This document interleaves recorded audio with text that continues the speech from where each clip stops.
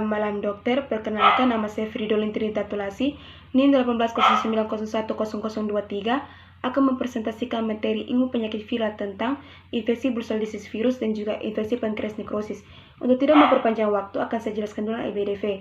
Seperti yang kita ketahui, IBDV sendiri adalah penyakit menular yang menyerang pada ayam muda dan ditandai dengan kehancuran organ limfoidnya, terutama Brucella fibrosius. Untuk target virusnya sendiri yaitu limfosit B yang masih sangat muda, yang ditandai dengan imunosupresi atau penurunan kekebalan tubuh. Untuk etiologinya sendiri disebabkan oleh bakteri dari genus Arbinovirus dengan famili Burnophyridae, dan penularannya itu melalui ina yang satu ke ina lainnya melalui kontak langsung. Memiliki dua serotip. Serotip pertama yaitu memiliki 3 subkelompok yang terdiri dari klasik atau virus standar, yang kedua virus varian, yang ketiga adalah virus yang sangat ganas. Varian virus ini tidak menghasilkan kematian, sedangkan klasik virus standar itu sangatlah virulen, dapat menyebabkan 10-50% dan 50-100% kematian pada ayam muda. Serotip kedua yaitu adalah strain virus menginfeksi ayam dan kalkun, tetapi belum menyebabkan penyakit klinis. Seperti yang saya baca juga dari sumber lainnya, infeksi virus ini juga menyerang pada unggas lain seperti penguin. Selanjutnya itu adalah epidemiologi dan gejala klinisnya. Virus penyakit ini sangatlah menular, dieskresikan dalam feses unggas yang terinfeksi selama 2-14 hari dan sangat menular melalui penularan secara oral, kontak langsung, dan makanan. Penyakit bursal infeksius paling parah itu pada anak ayam, kira-kira 3-6 minggu yang usianya itu, dan target organnya itu adalah kolokal bursa. Ini untuk masa inkubasinya itu kira-kira 2-3 hari. Anak ayam itu akan menunjukkan gejala. Yang pertama itu adalah kesulitan bernafas, depresi, anoreksia, diare, tremor, dan dehidrasi.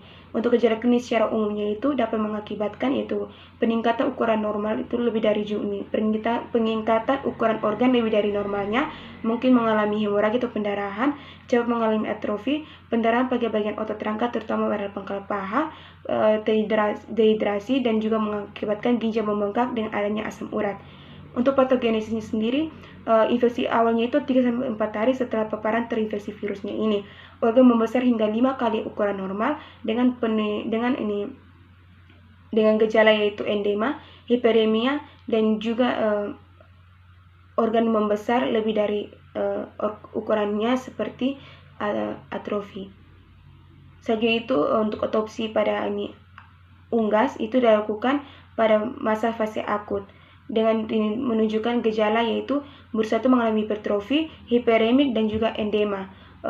Untuk diagnosa itu dengan cara penurunan infloressensi atau potongan jaringan bursal, tes difusi gel bursa yang terinfeksi jaringan sebagai antigen, mikroskop elektron, dan bursa spesimen, PCR, dan ELISA. Untuk pencegahan dan kontrolnya itu dilakukan dengan cara higien sanitasi dan juga pemberian obatnya itu dengan obat fenolik, kompleks sodium, formalin, dan juga senyawa kloramin.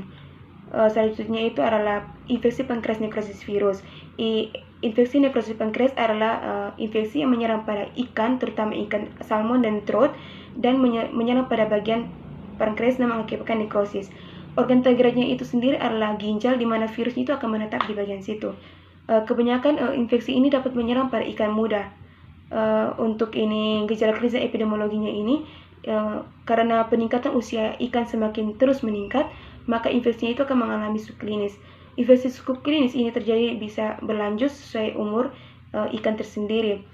Untuk gejala klinisnya itu dapat dilihat dari warna kulit yang berwarna gelap, perutnya membengkak, sering pucat di bagian insang, pendarahan kulit dan permukaan tubuh pada bagian ventral dan di dasar sirip, tinja ekor juga seperti cair, dan angka kematian hingga 10-90%. Gejala klinis selanjutnya itu adalah ikan tersebut yang terinfeksi itu akan berenang secara berputar sepanjang sumbu longitudinal dan kematian secara umum dan terjadi dalam beberapa jam.